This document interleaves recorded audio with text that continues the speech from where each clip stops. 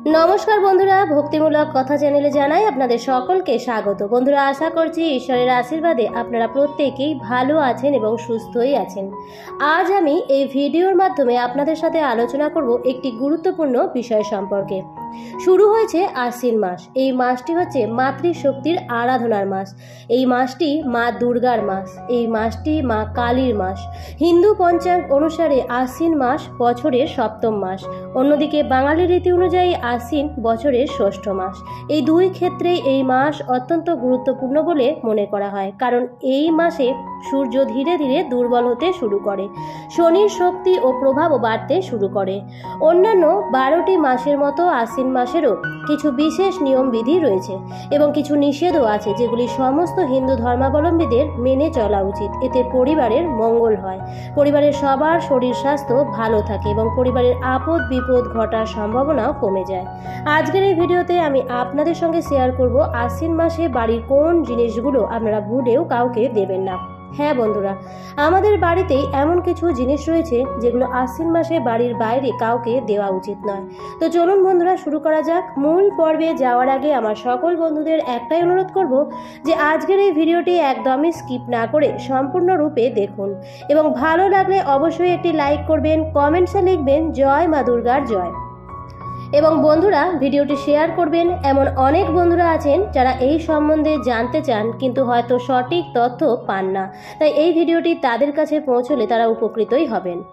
আশ্বিন মাসটিকে ধর্মীয় মতে দুই ভাগে ভাগ করা হয়, দেবীপক্ষ এবং পিতৃপক্ষ। কৃষ্ণপক্ষকে পিতৃপক্ষ বলা হয়, অন্যদিকে শুক্লপক্ষকে দেবীপক্ষ বলা হয়।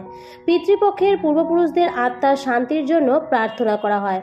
শুক্লপক্ষে নবরাত্রি তথা দুর্গা পূজা পালন করা হয়। একে শারদীয়া নবরাত্রি বা দুর্গা পূজাও বলে। এটি শক্তি প্রাপ্ত করার নবরাত্রি। এই বছর অর্থাৎ 2024 সালের ইংরেজির 18ই সেপ্টেম্বর থেকে আশ্বিন মাস শুরু হচ্ছে এবং চলবে 17ই অক্টোবর পর্যন্ত। 30 দিন থাকছে আশ্বিন মাসে। ভাদ্রপদ মাসে শুক্লপক্ষের পূর্ণিমা তিথি থেকে পিতৃপক্ষের সূচনা হয়। আশ্বিন মাসের অমাবস্যায় এই পক্ষের সমাপ্তি ঘটে। চলতি বছর অর্থাৎ 2024 সালে 18ই সেপ্টেম্বর থেকে পিতৃপক্ষের সূচনা হবে এবং শেষ হবে 2রা অক্টোবর। সনাতন ধর্মে পূর্বপুরুষদের আশীর্বাদ লাভের জন্য এই সময়টি নির্ধারিত করা হয়েছে। তাই আশ্বিন মাসে কিছু নিয়মবিধি আমাদের অবশ্যই মেনে চলা উচিত। এতে যেমন আমরা পূর্বপুরুষদের আশীর্বাদও পাবো, ঠিক সেরকমভাবেই মা মহাশক্তির আশীর্বাদও পাবো। তাই আশ্বিন মাসে বাড়ির এই জিনিসগুলি কিন্তু সাবধান হয়ে যান, কাউকে দেবেন না, কারণ এই বিষয়ে সতর্কতা অবলম্বন করা বিশেষভাবে জরুরি। আশ্বিন মাসে প্রথম যে জিনিসটি কাউকে দান করবেন না সেটি হচ্ছে ঝাড়ু। ঝাড়ু দান করা উচিত নয়। এটি ঘর থেকে দারিদ্রতা দূর করে এবং অলৌকিকে দূর করে। জ্যোতিষীরা বলে ঝাড়ু দান করলে আর্থিক ক্ষতি হয়, যার কারণে পরিবারের সমস্যা বাড়তে থাকে। বিশ্বাস অনুসারে ঝাড়ু অলৌকিকে তাড়িয়ে লক্ষ্মীকে ঘরে নিয়ে আসার কথা। সেই কারণেই অনেকেই ধনতেরাস উপলক্ষে ঝাড়ু কেনে।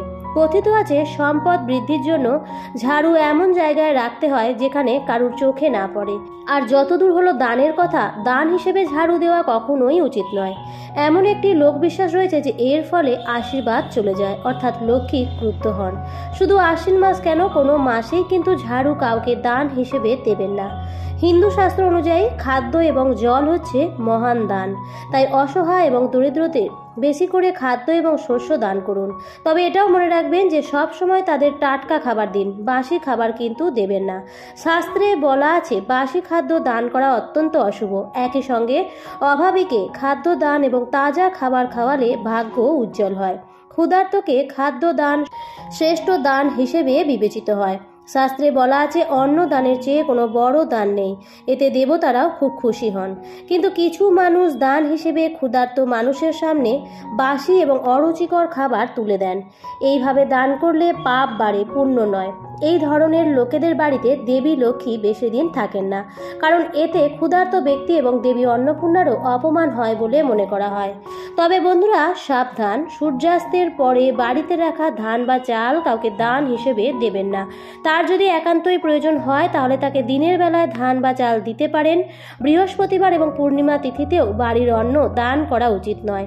তবে হ্যাঁ, একান্ত প্রয়োজনীয় যদি কোনো ব্যক্তি আসে তাহলে আপনি কি করবেন, আপনি বাড়িতে বানানো ভাত তাকে পরিবেশন করে খাওয়াতে পারেন, তাতে কোনো অসুবিধা নেই বন্ধুরা।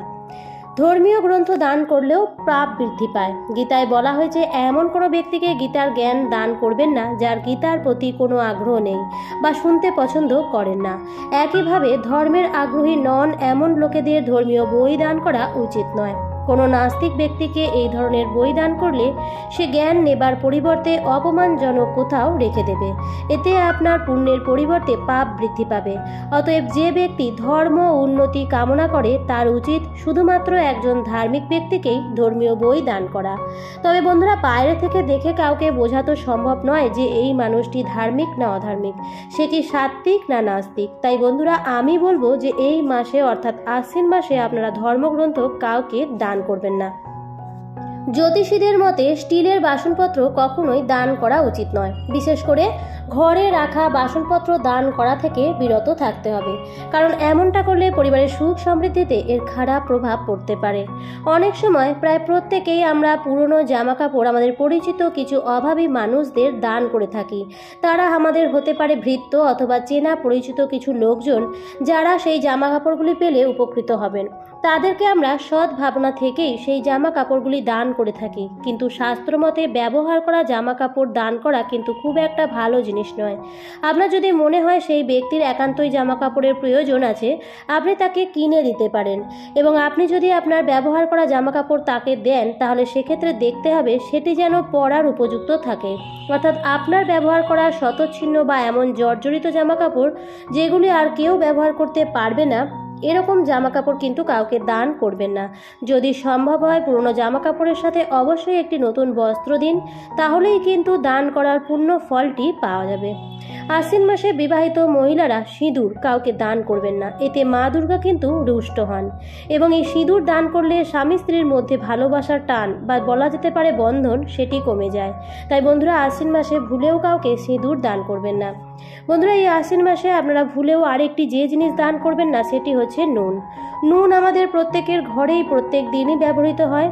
নুন যে শুধুমাত্র খাবারকেই সুস্বাদু করে তোলে তাই নয়, নুনে বাস্তু দোষ এবং নেতিবাচক শক্তিকে দূর করার আশ্চর্য ক্ষমতাও রয়েছে। বাস্তুশাস্ত্র অনুসারে লবণ রাহু এবং কেতুর অশুভ প্রভাব দূর করে, পাশাপাশি একজন ব্যক্তির মানসিক স্বাস্থ্য কিন্তু নুনের উপর নির্ভর করে। বাস্তুশাস্ত্র অনুসারে লবণের ব্যবহার যে শুধুমাত্র আপনার ঘরকে ইতিবাচক শক্তি দিয়ে পূর্ণ করে তা নয়, বরং ঘরে সুখ এবং সমৃদ্ধি বাড়াতেও সাহায্য করে।